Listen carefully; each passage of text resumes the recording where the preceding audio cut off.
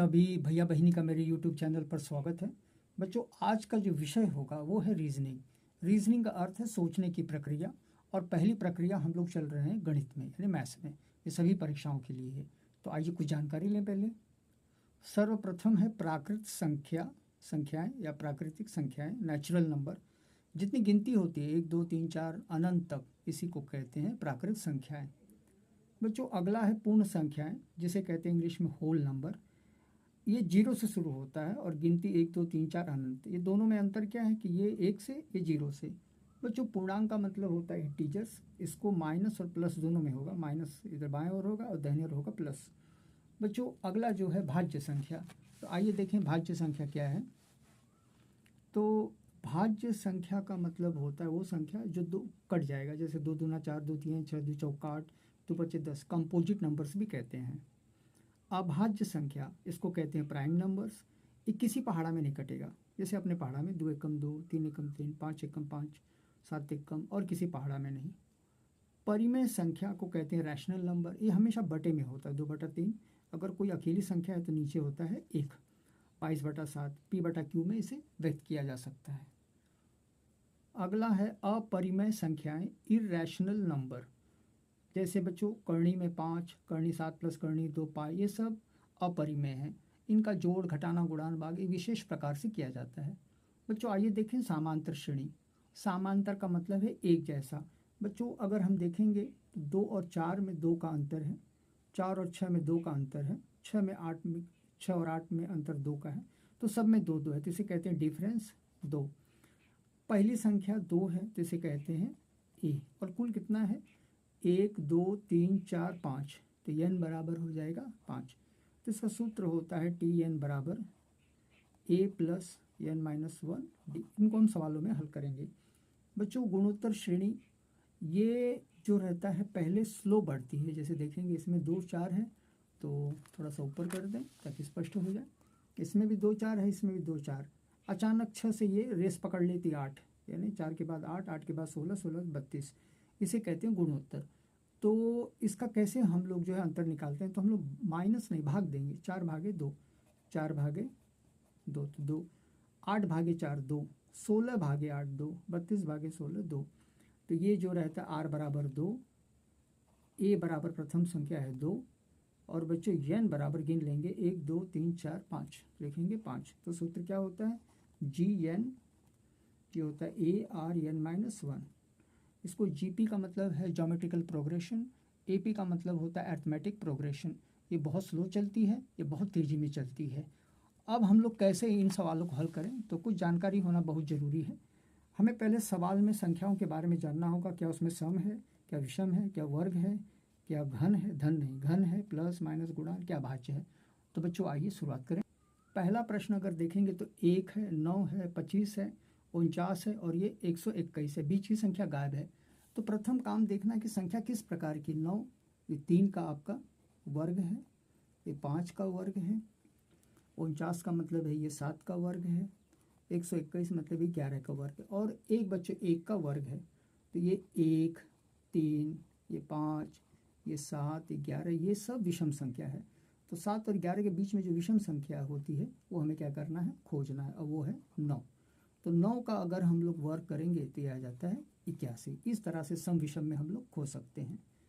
बच्चों दूसरा प्रश्न है 4 7 12 19 28। तो आइए देखें इन सवालों में।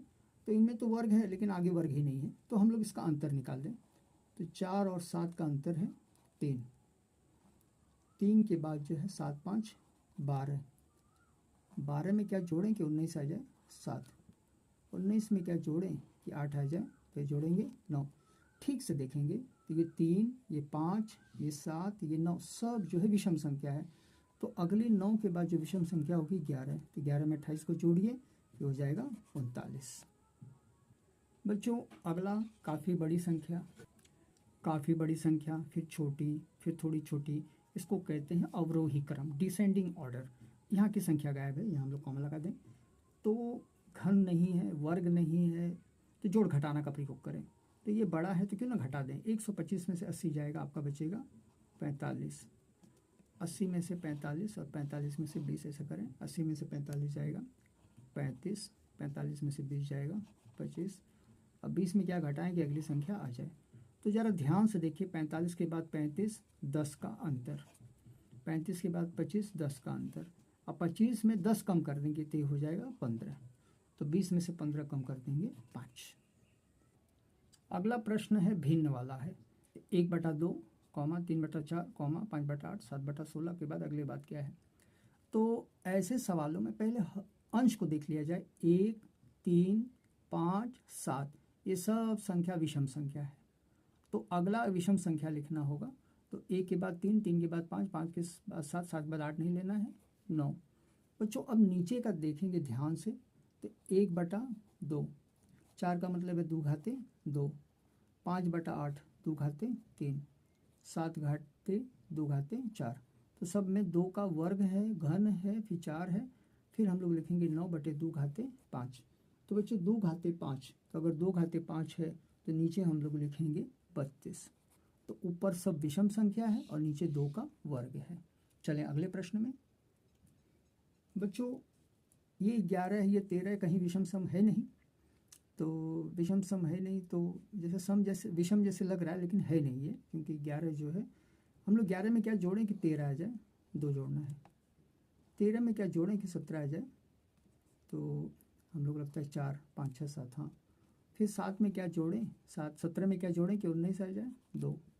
19 में क्या जोड़ें कि 23 आ जाए, 4, 9, 4, 13। और 23 में क्या जोड़ें कि 25। 25 के बाद अगली संख्या हमें खोजना है, तो पहले 2 जोड़ना है, फिर 4 जोड़ना है, फिर 2 जोड़ना है, फिर 4 जोड़ना है, फिर 2 जोड़ना है, फिर 4 जोड़ना है। 25 में 4 जोड़िए तो आ जाएगा 29। बच्चों अगली संख्या बिल्कुल अलग है। 4 का मतलब है 2 का वर्ग है, 8 मतलब 2 का घन है, लेकिन 28 किसी का घन नहीं है, 80 किसी का घन नहीं है, और 224 किसी का घन नहीं है। तो ये ऐसे एक स्पेशल सवाल है। तो हम लोग क्या करेंगे, 4 को ऐसे भी लिख सकते हैं, 3 घाते 1 प्लस 1, 4। 8 को कैसे लिखेंगे, 3 घाते 2 माइनस 1, मतलब 3 का वर्ग करेंगे, 9 में से के 8। फिर लिखेंगे 3 घाते 3 प्लस 1, 27 प्लस में 1 जोड़ो 28, 3 घाते 4। तो बच्चों 3 घाते 4 मतलब 81, 81 में से 1 कम करो। अगला है 3 घाते 5 प्लस 1, 3 घाते 5 जो हो जाएगा 243 में 1 जोड़ेंगे, हाँ। बच्चों ये देखेंगे 1 है, ये 2 है, ये 3 है, ये 4 है, 5। तो अगला होगा 3 घाते 6 और माइनस 1 लिखेंगे। बच्चों 3 घाते 6 माइनस 1। तो आइए देखें 3 घाते 6 माइनस 1 कितना है। तो 3 घाते 6 ये आपका आता है 729 माइनस 1 किया जाता है 728। अगला प्रश्न 1 से तो कुछ नहीं समझ में आ रहा है, लेकिन ये हमें पता चल रहा है कि 4 जो है मतलब किसी का वर्ग है और वो है 2 घाते 2 का। 8 भी 2 घाते 3। अब देखो पैटर्न कैसे चल रहा है, ये 2 घाते 2 है, बढ़ गया है। 9 तो 2 में नहीं जाएगा, 3 घाते 2, 27, 3 घाते 3। तो बच्चों 2 डबल बार, 3 डबल बार, तो 4 भी हमको लगता है डबल बार होगा। 4 घाते 2, 4 घाते 3। बच्चों इधर तो 1 घाते वर्ग, 1 घाते 3, तो 1 1, 2 2, 3 3, 4 4, है ना। तो 2 3, 2 3, 2 3, 2 3, तो 4 का घन करेंगे 64। अगला प्रश्न है 3 15 खाली जगह 63 99 143। तो जो संख्या में देखेंगे ना वर्ग है ना घन है, जोड़ घटाना है, गुणान भाग कहीं नहीं है। तो ऐसे प्रश्न कैसे हम लोग हल करते हैं, तो सोचने की प्रक्रिया थोड़ा बढ़ जाती है। 3 है तो हम लोग ऐसे भी लिख सकते हैं, 2 घाते 2 माइनस 1, मतलब क्या हुआ, 2 घाते 2 4 होगा, 4 में से 1 गया 3। तो 2 के बाद हम लोग लेते हैं 4, 4 का वर्ग माइनस 1, 4 चौका 16, 16 में से गया 15। बच्चों 63 है तो हम लोग मालूम है 8 इसके करीब है, तो 8 8 अट्ठे 64 हो जाता है। तो 8 का वर्ग 64 माइनस 1 कर देंगे। बच्चों 8 के बाद 10 लेंगे, 10 का वर्ग माइनस 1, 10 का वर्ग 100, 100 में से गया 99। बच्चों 143 है तो ये 12 है, 12 का वर्ग माइनस 1, तो 12 12 144 है। कैसे हमको पता चला कि ऐसे करना है। 63 बच्चों 64 के पास है तो 8 का पहाड़ा, 99 100 के पास है तो 10 का पहाड़ा, 143 144 के पास है इसलिए 12 का पहाड़ा, और 15 जो है ये 16 के लगभग है, और 3 जो है 2 के लगभग है। अब प्रश्न उठता है कि ये 2 है ये 4 है, ये 8 है, ये 10 है, ये 16 है। तो बीच का हमको लग रहा है कि सम संख्या है और वो जो है 6, 6 का वर्ग माइनस 1, 36 में से गया 35। बच्चे लोग अब तक हम लोग जोड़ घटाना कर रहे थे, आइए गुणान में। तो ये 240 फिर कम फिर कम, ये अवरोही क्रम है। तो पीछे से आएंगे तो 2 को कितने बार पढ़ेंगे कि ये 10 आ जाएगा? 5 बार। 10 का पहाड़ा कितनी बार करेंगे कि 40 आ जाए? 4 बार। बच्चों 40 को कितनी बार करेंगे कि 120 आ जाए? तो हमको लगता है 2 पचे 10, 10 चौका 40, 40 हमको लगता है 40 तिहाई, तो 40 तिहाई। बच्चों 120 का कौन सा पहाड़ा पढ़ेंगे? तो बच्चों 5, 4, 3 कम हो रहा है 2, तो ये हो जाएगा 240। आप बोलोगे सर 240 तो लिखा है, तो आप यहाँ कैसे लिख रहे हैं? तो इसका अर्थ ये है कि 240 को कितनी बार पढ़ेंगे कि ये 240 है, 2 है तो 1 लिखा है। ध्यान से देखेंगे तो ये हो जाता है 2 पचे 10 और 10 चौका 40, 40 तिहाई 120, 120 का 2 से पहाड़ा पढ़ेंगे, 120 का 2 से तो 240, 240 का 1 से पढ़ेंगे 240। अगला प्रश्न है, श्रृंखला है, सीरीज है और कैसे दिया है? 2, 6, 18, 54 में 8वां पद कौन सा है? तो बच्चों पहले पता करना होगा कि समांतर है कि गुणोत्तर है। तो पहले हम समांतर करेंगे। तो 6 में से 2, हाँ 4, 18 माइनस 6, तो ये हो जाएगा 12, 4 है 12 है, अंतर है तो ये नहीं चलेगा। तो हम लोग चलेंगे जीपी में यानी गुणोत्तर में। 6 को 2 से भाग देंगे, 6 भागे 2 तो आ जाएगा 2 3 6। 18 को 6 से भाग दो, 18 बटे 6 तो 6 18। क्या दोनों में 3 3 आ रहा है? तो ये जीपी है। तो हमारा जो जीपी का सूत्र होगा, पहले सूत्र लिख लेंगे, जी एन लिखेंगे, ये होता है ए आर एन माइनस 1। तो बच्चों जी एन बराबर, ए का मतलब क्या होता है? पहला जो अंक होगा वही होगा। आर का मतलब है अंतर, तो 2 हम लोग ने 2 2 अंतर निकाला है, एक वाला लेना है, कोष्टक लगाना है। एन माइनस 1, एन का मतलब है कई लोग हैं यहाँ पे दिया है वहाँ, अगर वहाँ शब्द है तो ये 8वां, ये नहीं गिनना है 1 2 3 4, क्योंकि डॉट डॉट है, डॉट डॉट का मतलब है ले गए हैं लंबे तक। 8वां का मतलब इसमें 1 2 3 4 5 6 7, 8वां पद क्या रहा होगा? तो 8 माइनस 1, तो ये हो जाएगा जी एन 2 गुणते 8 में से 1 गया 3 घाते 7।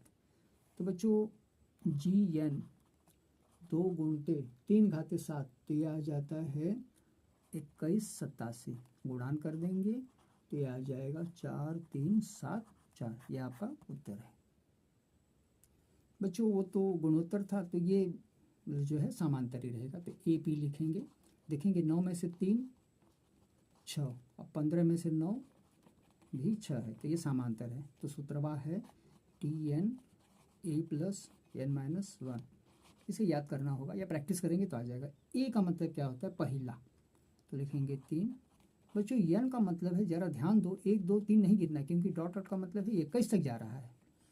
तो ये वहाँ शब्द जो निकलता है मुंह से, तो 21वां यही एन रहेगा। 21 माइनस 1, डी का मतलब है अंतर, 2 ठे 6 है तो 1 ही लेना है।